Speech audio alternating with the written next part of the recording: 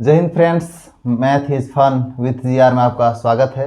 आज मैं लेकर आया हूँ अध्याय 10 प्रश्नावली 1 का प्रश्न 11, जो कि कक्षा 10वीं के बोर्ड परीक्षा में अक्सर एक प्रश्न आते ही हैं। निम्न सारणी का बहुलक ज्ञात कीजिए। इसमें वर्गांतर दिया हुआ है और आवृत्ति। वर्गांतर है 0 से 10, 10 से 20, 20 से 30, 30 से 40, 40 से 50 और 50 से 60। और आवृत्ति है 10, 8, 12, 20, 13, 7। तो इसको हम जब हल करेंगे तो इसमें सर्वप्रथम, जैसे मैं पिछले वीडियो में बताया था इसके सूत्र को डिटेल में, कि इसकी आवृत्ति देखते हैं कि किसकी आवृत्ति सबसे ज़्यादा है। तो यहाँ देखते हैं 0 से 10 10 बार, 10 से 20 8 बार, 20 से 30 12 बार, 30 से 40 20 बार, अब ये 40 से 50 13 और 50 से 60 7 बार। तो हमारे पास सबसे ज़्यादा क्या दिख रहा है? 20। तो इसको हम हल करते हैं। उस समय लिखते हैं कि सारणी से स्पष्ट है कि वर्गांतर 30 से 40 की आवृत्ति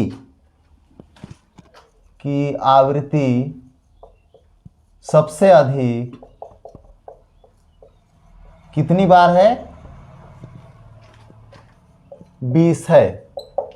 अब हम देखते हैं, इसमें फॉर्मूला लगाएंगे। चूंकि बहुलक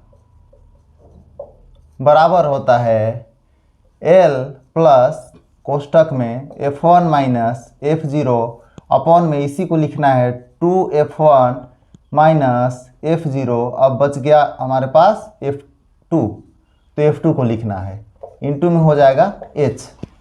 तो इसका L मतलब क्या होता है, F1 मतलब क्या होता है, F0। इसका पूरा मैंने फॉर्मूला हम पिछले वीडियो में बता चुका हूँ।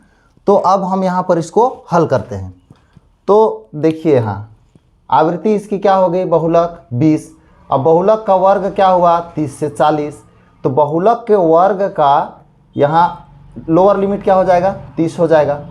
जैसे एक उदाहरण के लिए बता दूं, बहुलक हमारे पास प्राप्त हुआ है यहाँ पे 20, और इधर है बहुलक का वर्ग 30 से 40। अब देखिए, इसमें मुख्य रूप से हम निकालते हैं।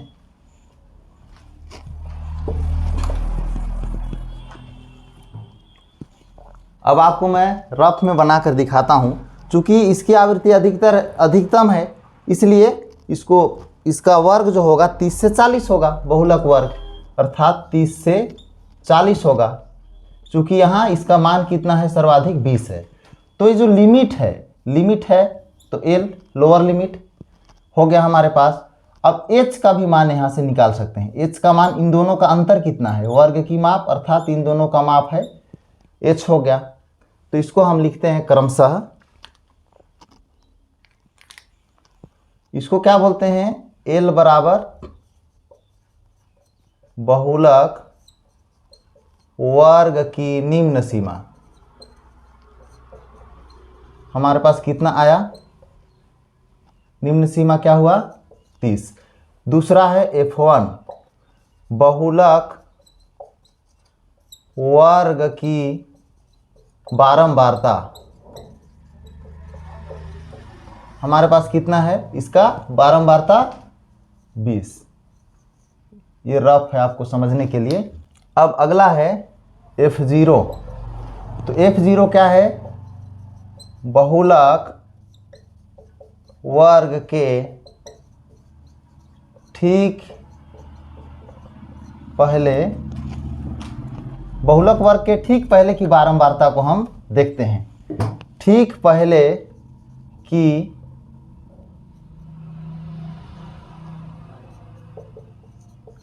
बहुलक वर्ग के ठीक पहले की बारंबारता, अर्थात बहुलक वर्ग क्या है हमारे पास? 20। इससे ठीक पहले की बारंबारता कितनी आई है? 12। तो इसको 12 लिख लिए। अब आ गया हमारे पास F2।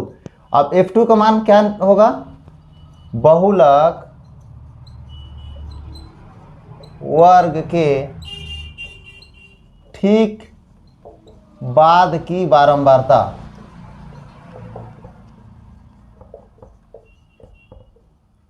तो क्या होगी, हमारे पास ये बहुलक वर्ग है, तो ठीक बाद की बारंबारता क्या है, 13 है, तो हम लिखेंगे 13।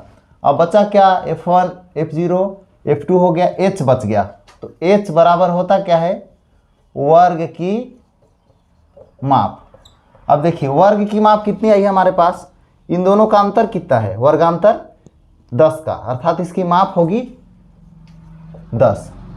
अब हम क्या करते हैं इसको, चूंकि यहाँ देखिए L F1 F0 F2 और H की मान की आवश्यकता थी, तो हमारे पास आ गया L F1 F0 F2 H।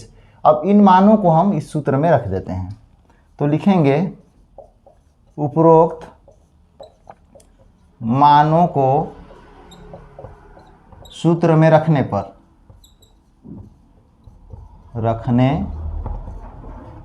तो सूत्र में रखेंगे तो क्या होगा स्टूडेंट्स, बहुलक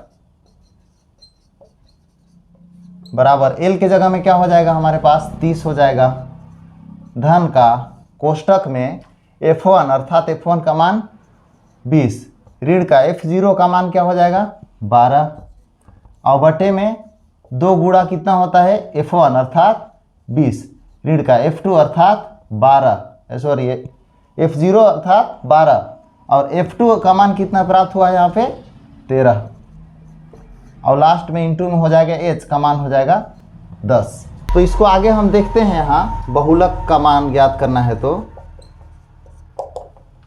30 को इधर ही रहने दें, धन का कोष्टक वाले को पहले हल करते हैं, 20 में 12 घटाएंगे तो 8, और नीचे में 20 दूना 40, और यहाँ चूंकि दोनों ऋणात्मक है अर्थात जुड़ जाएंगे, परंतु चिन्ह लगेगा ऋणात्मक का, चूंकि बड़ी अंक के सामने क्या लगी है माइनस, तो 3 और 2 हो जाएगा 5, और 1 और 1 हो जाएगा 2, 25 हो जाएगा, वो भी ऋणात्मक का, और गुणा में बाहर में 10 लगेगा। तो अब हम इसको कैसे लिख सकते हैं, 30 धन 8, 40 में 25 घटाएंगे तो हमारे पास आ जाएगा, 40 में 25 घटाएंगे तो 0 है, नहीं जा रहा है तो बगल से ले लिए उधारी, यहाँ हो गया 10, 10 में 5 गया 5, यहाँ 3, 3 में से 2 घटा दिए तो 1, अर्थात यहाँ पर आ गया 15, और बाहर गुणा में है 10।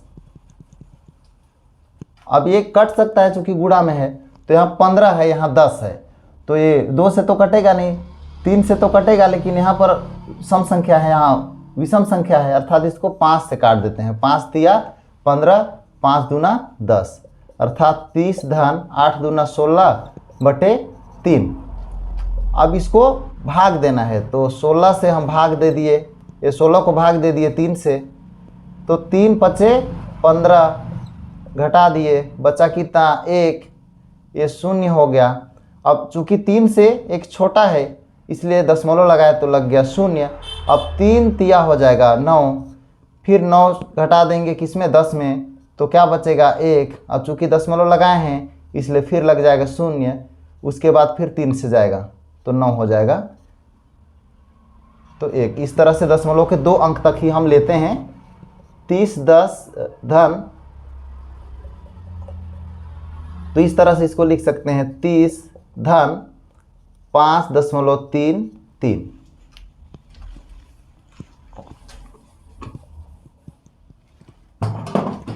अब ध्यान रहे इसको जोड़ेंगे कैसे, दशमलव के बाईं ओर वाले को दशमलव के बाईं ओर और दाहिने वाले को दाहिनी ओर।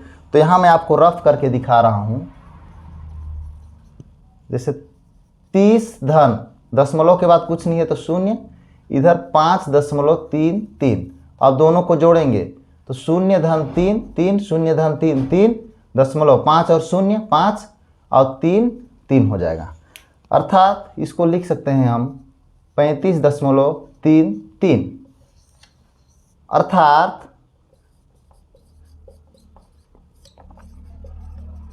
बहुलक 35.33 होगा। ये हमारे पास आ गया आंसर, स्क्रीनशॉट ले लीजिए।